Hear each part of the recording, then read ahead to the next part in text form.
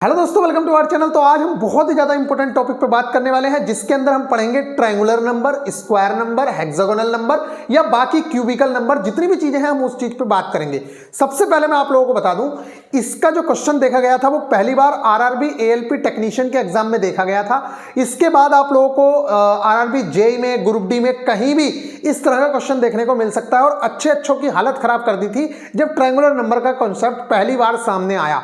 तो गाइज अब हम इसकी बात करेंगे। वैसे ये पढ़ाया जाता है, क्लास 8th में भी पढ़ाया जाता है, लेकिन बच्चे इतना ध्यान से पढ़ते नहीं है। ये जो नंबर्स हैं ये तो सब लोगों को पता होता है कि भैया पूर्ण संख्या क्या होती है, नेचुरल संख्या क्या होती है, ओड नंबर क्या होते हैं, इवन नंबर क्या होते हैं। तो ये हमने पार्ट 1 में डिस्कशन किया है। इतने अच्छे से डिस्कशन किया है कि आप लोगों को जिंदगी में कभी दोबारा ये पढ़ने की जरूरत ही नहीं पड़ेगी। आप लोग कभी नहीं भूलेंगे। और ग्रुप डी का एग्जाम हो चाहे एलपी का एग्जाम हो, परिमेय अपरिमेय संख्याओं से भी रिलेटेड क्वेश्चन पूछता है। और ट्रायंगुलर नंबर से किस तरह का क्वेश्चन पूछा गया था मैं आप लोगों को बता दूं, बाकी हम डिस्कस करेंगे। और आज के बाद आप लोगों को बिल्कुल भी कंफ्यूजन नहीं रहेगा। ट्रायंगुलर नंबर से इस तरह का क्वेश्चन पूछा गया था कि प्रथम 10 ट्रायंगुलर नंबर का औसत ज्ञात कीजिए। मतलब पहली 10 त्रिकोणमितीय संख्याओं का आप क्या निकालिए, औसत निकालिए। इस तरह का आप लोगों के सामने क्वेश्चन था। कई बार ऐसा क्वेश्चन पूछा था कि 10 त्रिकोणमितीय संख्याओं के योग में से अगर हम छठवीं त्रिकोणमितीय संख्या को घटा दें तो क्या आंसर आएगा। तो ये सारी की सारी चीजें आप तभी अटेम्प्ट कर पाएंगे जब आप इसके कॉन्सेप्ट को समझ लेंगे। और आज हम कॉन्सेप्ट को थोड़ा सा ऊपर भी लेके जाएंगे। ये 5 से 7 मिनट की वीडियो होगी, जिसके अंदर आप लोगों को ना सिर्फ त्रिकोणमितीय संख्याएं बल्कि स्क्वायर नंबर्स, हेक्सागोनल नंबर और क्यूबिकल नंबर भी समझ में आ जाएंगे। तो गाइस चलिए हम बात करते हैं यहाँ पे। वैसे तो आप लोगों को ये दिख ही रहा होगा, सिंपल लैंग्वेज में तो ये बोला जाता है कि जितने पॉइंट्स ये जो हैं इनकी सहायता से स्क्वायर का निर्माण कर लोगे आप, उसे स्क्वायर नंबर कह देंगे। जैसे यहां पे 4 की सहायता से किया तो ये स्क्वायर नंबर है, 9 की सहायता से किया तो ये स्क्वायर नंबर है, ऐसे ही ये ट्रायंगुलर है। लेकिन हमारा काम इससे चलता नहीं है, हमारा काम थोड़ा सा डेप्थ में जाने से चलेगा। तो चलिए हम चलते हैं थोड़ा सा डेप्थ की ओर। आप लोगों ने देखा होगा जो नेचुरल नंबर होते हैं, जो प्राकृत संख्याएं होती हैं, वो 1 से शुरू होकर इनफाइनाइट तक जाती हैं। ये तो आप लोगों को पता होगा।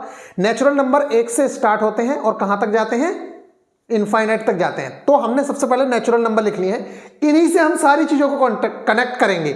अब यहां पे देखिए, नेचुरल नंबर 1 से स्टार्ट हुआ, 2 3 4 5 6 7 आगे इनफाइनाइट तक। तो मैं आप लोगों को बताऊं, जो हमारी ट्रायंगुलर संख्याएं निकालने की ट्रिक है वो ये है कि आप इन संख्याओं को आगे जोड़ते चले जाएं तो आप लोगों की त्रिकोणमितीय संख्या निकल जाती है। कैसे?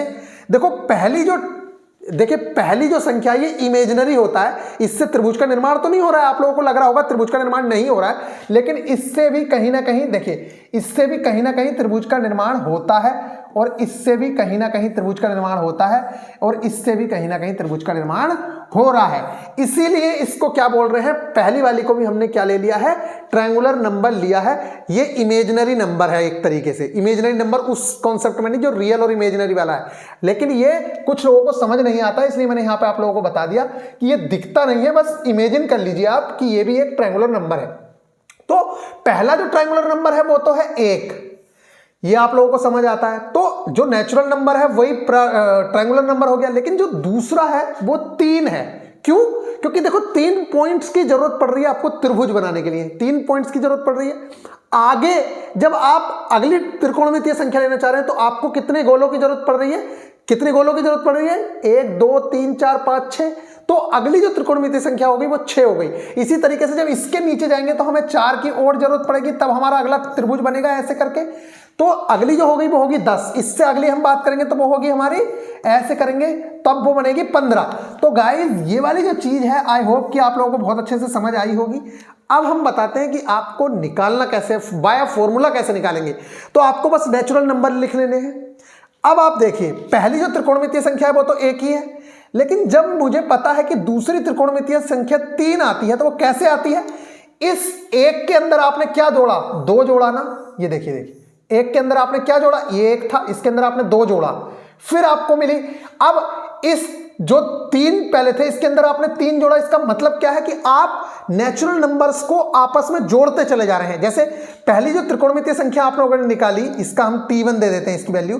तो ये जो T1 निकला वो तो 1 ही था, लेकिन जब आपने T2 निकाला, ये वाली चीज क्या है, T2, त्रिकोणमितीय संख्या नंबर 2। जब आपने T2 निकाला तो क्या किया, 1 और 2 को जोड़ दिया तो ये निकल के आई 3। इसी तरीके से जब आपने तीसरी त्रिकोणमितीय संख्या निकाली तो 1 2 3 को जोड़ दिया, इन तीनों को जोड़ दिया तो ये आई निकल के 6, क्योंकि देख लो आप 1 और 2 3 और 3 6।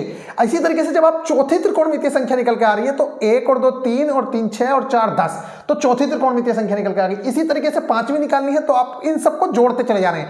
कहने का मतलब यह है कि जो प्राकृत संख्याएं हैं उन्हें आप जोड़ते चले जाते हैं, तब आप लोगों की त्रिकोणमितीय संख्याएं निकल जाती हैं। चलिए भाई ठीक है, तो ये स्टार्टिंग में 5-10 निकालना तो आसान है, लेकिन काफी बड़ी निकालनी पड़ जाए तब कैसे निकालोगे। मान लो मैं आप लोगों से कहूं कि भैया प्रथम 15 त्रिकोणमितीय संख्याओं का योग निकालिए, या मैं आप लोगों से कहूं कि 15वीं त्रिकोणमितीय संख्या बताओ, तो क्या ऐसे जोड़ के निकालोगे? नहीं। फिर उसके लिए फॉर्मूलाज कैसे बने हैं उसके बारे में बात करेंगे। आप लोग एक चीज देख रहे हो, आपने प्रथम त्रिकोणमितीय संख्या, तो पहली त्रिकोणमितीय संख्या हो गई 1, दूसरी हो गई 3, तीसरी हो गई 6, चौथी हो गई 10 और पांचवी हो गई 15। अब आप लोग ये देखिए कि अगर मुझे एनवी, क्या एनवी मतलब 10वीं बोल लूं, मैं 11वीं बोल लूं, मैं 12वीं बोल लूं, अगर आपसे ये बोल दिया जाए कि भैया आप 12वीं त्रिकोणमितीय संख्या निकालो, तो आप कैसे निकालोगे? तो उसके लिए फॉर्मूला बना, और वो कैसे बना ये देखिए। फॉर्मूला ये है n+1/2। अगर मैं आपसे कहूं कि nवी ट्रायंगुलर नंबर संख्या निकालनी है, मतलब nth ट्रायंगुलर नंबर निकालना है, तो n+1/2 के फॉर्मूले से निकलती है। अब ये क्यों निकलती है? इसका सिंपल सा है, अगर आपको 11वीं निकालनी है तो आप 11 और 12 को मल्टीप्लाई करो और 2 से भाग कर दो, आपका आंसर आ जाएगा। जैसे कि अब देखो ये आसान हो गया ना। अब मान लो मैं आपसे कहता हूं भाई मुझे 15वीं ट्रायंगुलर नंबर बता दे, तो आपको क्या करना है? सीधा सा 15 गुणा 16/2, 2 से 16 को काटोगे आ जाएगा 8, 15 × 120 हो गई आंसर। अब मैं आप लोगों से कहूं, देखो यहां पे आप लोगों को सामने दिख रहा है ना, मैं आपसे कहूं भाई चौथी ट्रायंगुलर नंबर बता, तो आपको तो ऐसे पता नहीं है, तो आपको क्या करना है? 4 गुणा 5/2, 2 से काट दो 10, आंसर आ गया। तो ये जो फॉर्मूला है वो यहां से वेरीफाई होने के बाद निकल के आता है। कैसे?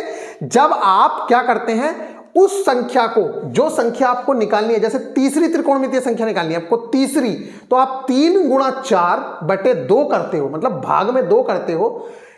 जो संख्या आपको निकालनी है उस संख्या से अगली संख्या को गुणा करके दोनों को आपस में अगर नीचे 2 लिख देते हो आप, तब आप लोगों का आंसर निकल के आ जाता है वो उस टाइम की त्रिकोणमितीय संख्या। तो इसी तरीके से ये फॉर्मूला बना कि Tn = nn+1/2।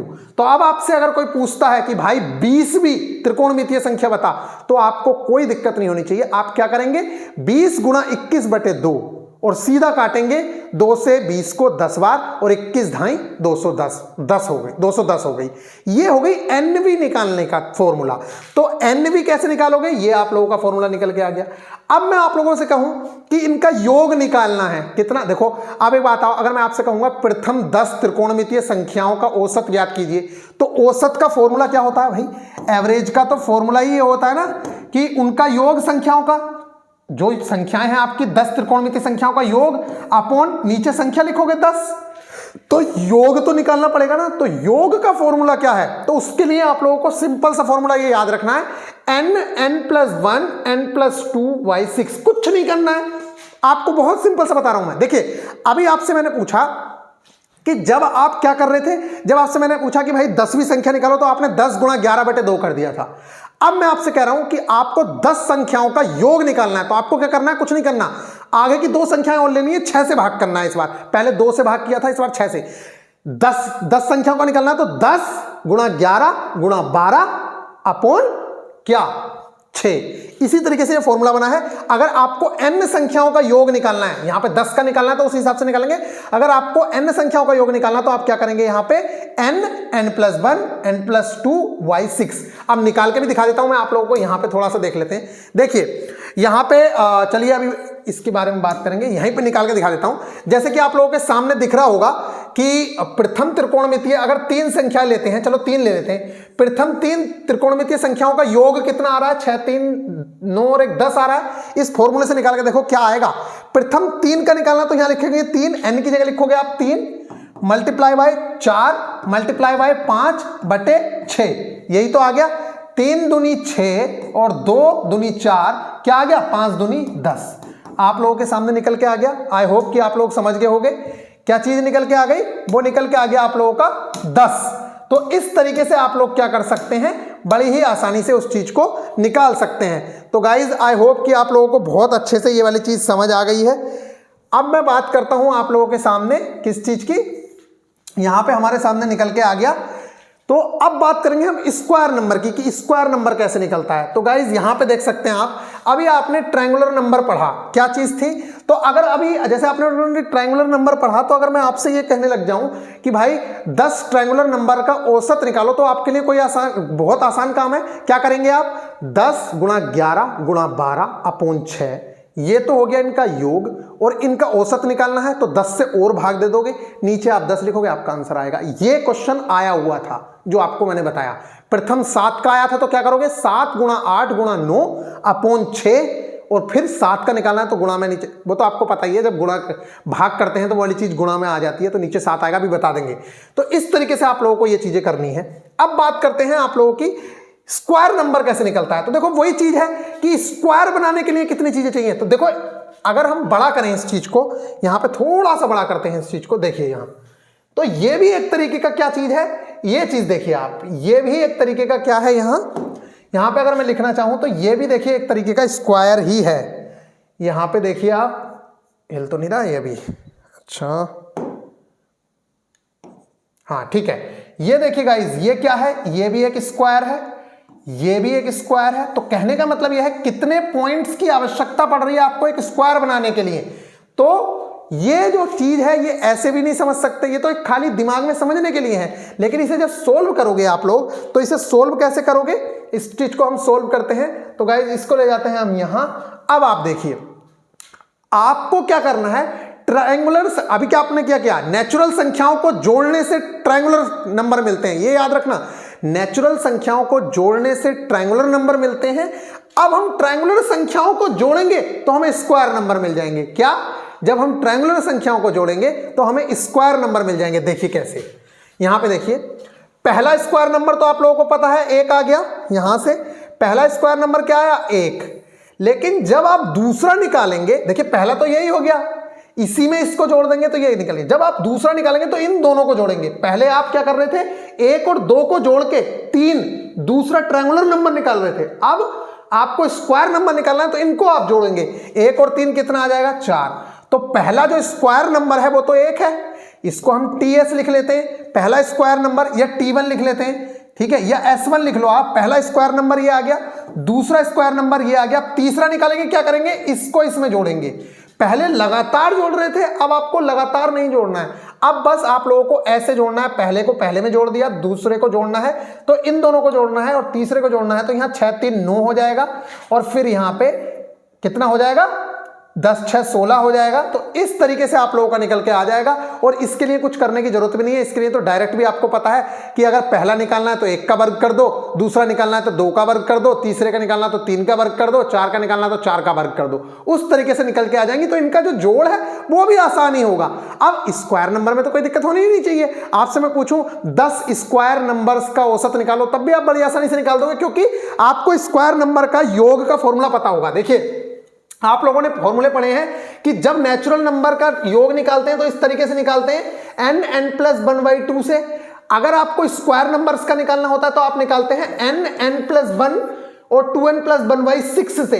तो यहां से आप लोगों को योग निकल जाएगा, और जितनी संख्या, और फॉर्मूला क्या होता है औसत का, औसत बराबर संख्याओं का योग अपन उनकी संख्या, तो वो तो आप निकाल ही लोगे, उसमें बताने की जरूरत नहीं है मुझे।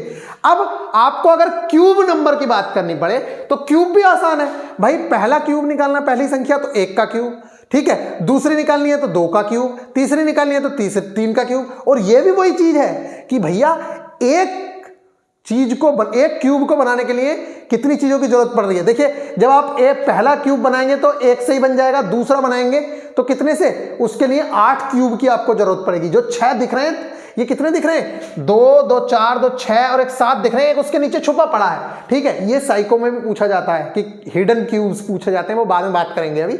तो इस तरीके से आप लोग क्यूब नंबर भी निकाल सकते हैं। और ये चीज यहीं खत्म नहीं होती है, आपसे ऑक्टागोनल नंबर कोई भी चीज निकाले तो आप देखो आसानी से निकाल सकते हैं। ये आप लोगों के सामने है, ये देखिए उसको भी निकाल सकते हैं। ये देखिए ये कौन से हैं, हेक्सागोनल नंबर है। इसका निकालने का फॉर्मूला क्या है, इसका निकालने का फॉर्मूला है ये आप लोग देख सकते हैं 3n n-1 + 1। ये आप निकाल सकते हैं, लेकिन ये कभी आता नहीं है आपके लिए। आएगा तो बस ट्रायंगुलर नंबर या फिर स्क्वायर नंबर आएगा। आई होप कि आप लोगों को बहुत अच्छे से चीज समझ आई होगी। अब आप ट्रायंगुलर नंबर का क्वेश्चन तो नहीं छोड़ेंगे, फिर भी आप लोगों को अगर कभी जरूरत पड़े तो आप लोग देख सकते हैं कि ट्रायंगुलर नंबर ये निकालने का फॉर्मूला, स्क्वायर नंबर का ये, और हेक्सागोनल नंबर निकालने का ये आप लोगों के सामने फॉर्मूलाज हैं जो बहुत अच्छे से आप लोग कर सकते हैं। तो गाइज आई होप कि आप लोग बहुत अच्छे से सारी चीज़ों को समझ गए हैं। अभी मैं एक बार फिर से बता रहा हूं कि अगर कभी आपसे ये पूछ ले कि भैया प्रथम पांच, यहां पे क्वेश्चन है प्रथम 5 त्रिकोणमितीय संख्याओं का औसत ज्ञात कीजिए, तो आप क्या करेंगे? आपको सीधा सा करना है भाई, प्रथम 5 संख्याओं का योग कैसे निकालेंगे आप? अभी आप लोगों को बताया, आपको करना है 5 गुणा 6 गुणा 7, यही तो करेंगे। ऐसे ही किया था क्या?